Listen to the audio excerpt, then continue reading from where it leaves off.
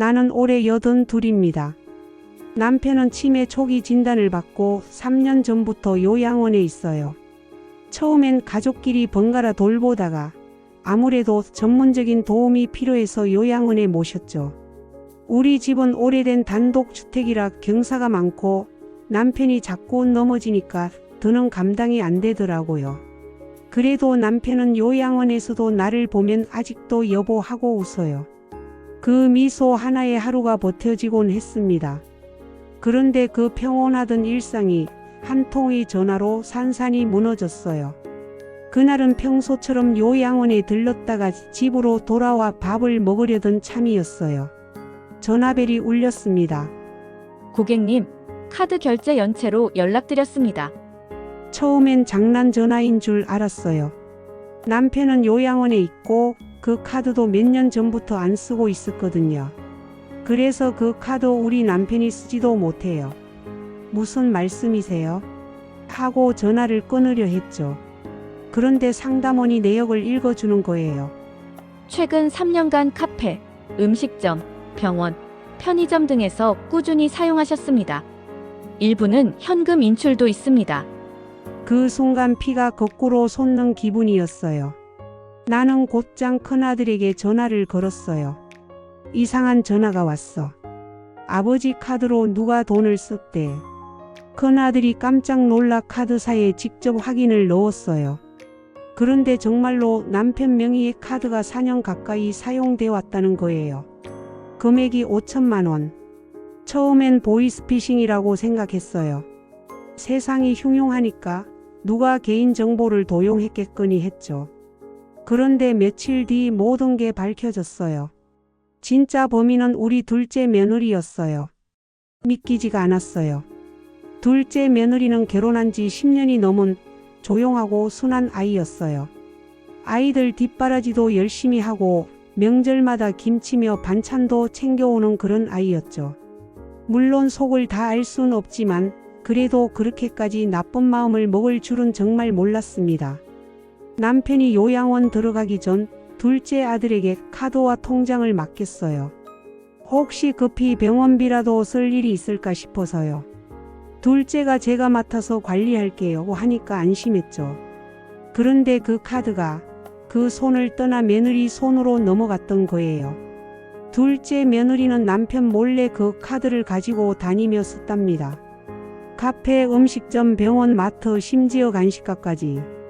처음엔 한두 번 실수겠지 했지만 내역을 보니까 4년 동안 꾸준히 교묘하게 나눠 썼더라고요.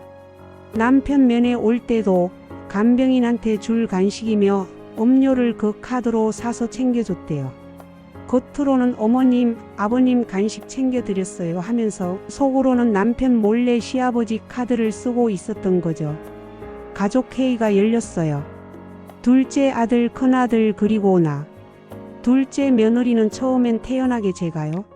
무슨 말씀이세요? 하더군요. 그래서 카드 사용 내역을 보여줬죠. 날짜, 금액, 가맹점 이름까지 다 나와 있었어요. 그제야 얼굴빛이 굳더니 아 그게 잠깐 빌려 쓴 건데요 하고 얼버무리더라고요. 잠깐이라니? 4년을 잠깐이라 그래? 큰아들이 소리를 질렀고 나는 그냥 멍했어요. 둘째 며느리는 처음엔 울먹이더니 곧 화를 내기 시작했어요. 아버님도 예전에 돈 문제 일으킨 적 있잖아요. 왜 저한테만 그래요? 억울해요. 그 말에 숨이 막혔어요. 그 옛날 남편이 퇴직금으로 실패한 투자 한 번 한 적이 있었어요. 그걸 지금 꺼내서 자기 행동을 합리화한다니. 게다가 어머님, 아버님이 저 힘들게 하셨던 거 모르세요? 라며 과거 서운한 일까지 늘어놓더군요. 나는 그 자리에서 그건 그거고 이건 이거야. 남의 돈을 몰래 쓴 게 정당하대? 했지만 둘째 며느리는 끝까지 사과 한마디 안 했어요. 오히려 가족끼리 이럴 수 있냐고 큰 소리쳤죠. 며칠 후 둘째 아들이 전화를 걸어 울더군요.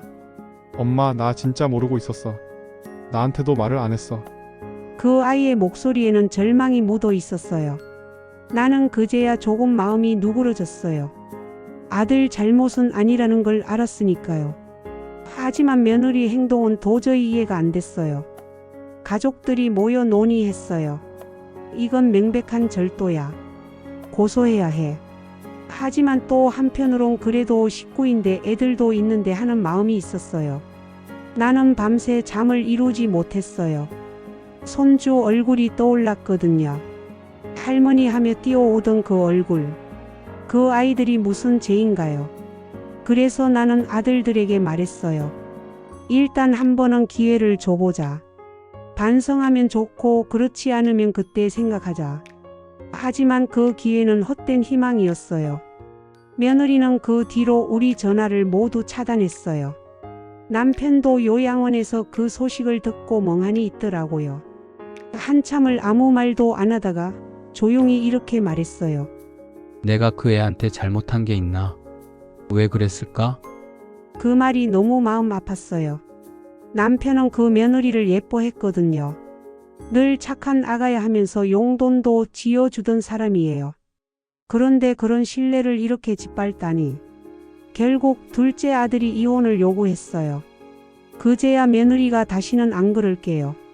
제정신이 아니었어요 하며 울며 매달렸대요. 하지만 그 눈물마저 믿기지 않았어요. 사과는커녕 잘못을 인정하지도 않던 사람이 갑자기 용서해달라니요. 요즘도 그 내역서를 꺼내볼 때마다 손이 떨려요. 카페 15,800원, 편의점 7,200원, ATM 인출 30만원.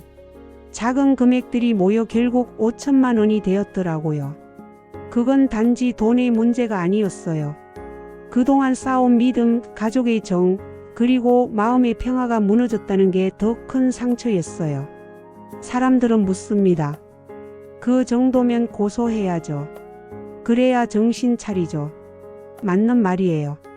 하지만 아직도 가족을 법정에 세운다는 생각을 감당하기가 어렵습니다. 내가 낳은 아들의 아내이자 내 손주의 엄마인데. 그래서 아직도 고민 중이에요.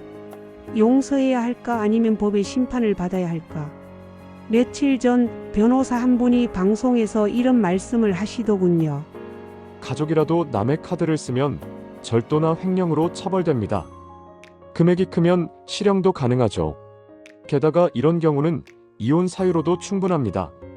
그 말을 들으니 조금은 마음이 단단해졌어요. 우리가 가족이라는 이름으로 너무 많은 걸 덮어왔던 건 아닌가 싶어요. 가족이니까 이해하자. 가족이니까 그냥 넘어가자. 그 말들이 결국 이런 일을 키운 건 아닌가 싶었어요. 요즘은 요양원에 가면 남편 손을 꼭 잡고 말해요. 여보, 이제는 우리도 좀 냉정해져야 할 것 같아.